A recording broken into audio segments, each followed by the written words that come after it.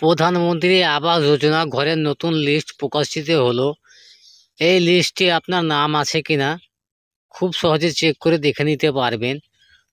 তো আবাস যোজনা ঘরের নতুন লিস্টে যাদের নাম এসেছে তাদের অ্যাকাউন্টে 1,20,000 টাকা পাঠানোর পরিকল্পনা শুরু করা হয়েছে। তো যারা প্রধানমন্ত্রী আবাস যোজনা নতুন ঘরের জন্য আবেদন করেছেন তাদের উদ্দেশ্যে আজকের এই ভিডিওটা। তো ভিডিওটা প্রথম থেকে শেষ পর্যন্ত কন্টিনিউ করবেন। ভিডিও ভালো লাগলে অবশ্যই ভিডিওতে একটা লাইক করবেন। চ্যানেলে নতুন হয়ে গেলে চ্যানেলটা সাবস্ক্রাইব করে পাশে থাকে বেল আইকনটা অন করে রাখবেন। তো চলুন জেনে নেওয়া যাক। 10,00,00,000 কোটি টাকার বাজেট বরাদ্দ, গৃহহীনদের বাড়ি বানিয়ে দেবে কেন্দ্র। রমরমিয়ে চলছে PM আবাস যোজনা। এই প্রকল্পের অধীনে শহরের গৃহহীনদের জন্য মোট 1 কোটি বাড়ি তৈরি করা হবে। এর দারুণ সকলের নিজের বাড়ি পাবেন, তবে এই বাড়ি পাওয়ার জন্য নিম্নলিখিত কিছু শর্ত মানা জরুরি, না হলে এক কানা করেও পাবেন না।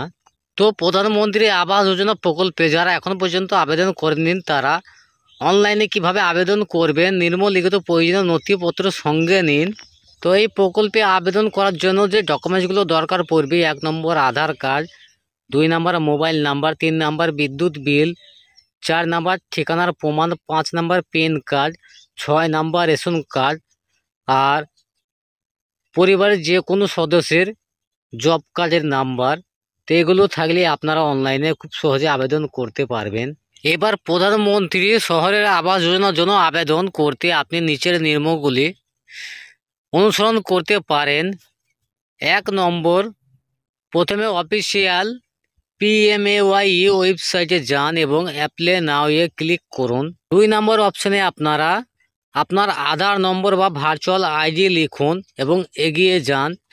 3 নম্বর হলো সমস্ত প্রয়োজনীয় বিবরণ সহ আবেদনপত্র পূরণ করুন। 4 নম্বরে বলা হয়েছে প্রক্রিয়াটি সম্পূর্ণ করতে আবেদনটি একবার চোখ বুলিয়ে নিন এবং জমা দিন। মনে রাখবেন, যোগ্যতার ভিত্তিতে সুবিধাভোগী বাছাই করা হয়।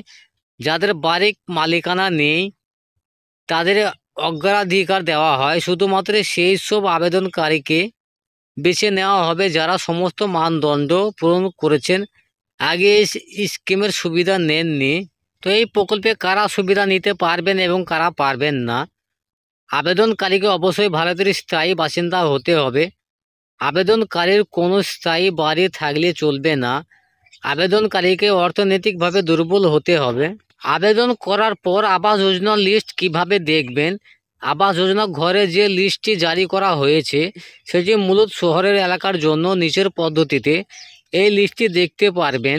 তো এই লিস্টটি দেখার জন্য PMAY 2.0 এর অফিসিয়াল ওয়েবসাইট ভিজিট করুন। ভিউ PMAY বেনিফিট 2.0 লিস্ট ট্যাবে ক্লিক করুন। আপনার আধার কার্ড নম্বর লিখুন। সুবিধাভোগীর সম্পূর্ণ তালিকা দেখতে সাবমিট করুন। PM আবাস যোজনা আরবান 2.0 আবেদনের স্ট্যাটাস কিভাবে দেখবেন? অফিসিয়াল ওয়েবসাইটে যান, PMAY আরবান 2.0 স্ট্যাটাস ট্যাবে ক্লিক করুন। এবার আপনার নাম, পিতার নাম, মোবাইল নম্বর বা আপনার মূল্যায়ন আইডি লিখে স্ট্যাটাস চেক করতে পারেন।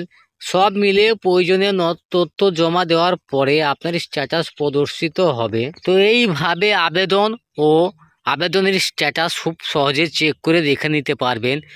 তো এই লিস্টে যদি আপনার নাম থাকে তাহলে আপনি পেয়ে যাবেন 1,20,000 টাকা। তো আমি আপনাদের এই ভিডিওর মাধ্যমে জানালাম। তো ভিডিওটা কেমন লাগলো অবশ্যই কমেন্ট করে জানাবেন। ভিডিও ভালো লাগলে অবশ্যই ভিডিওতে একটা লাইক করবেন। চ্যানেলে নতুন হয়ে চ্যানেলটা সাবস্ক্রাইব করে পাশে থাকা বেল আইকনটা অন করে রাখবেন। তো ভিডিওটা আজকের মতো এখানেই শেষ করছি। ধন্যবাদ।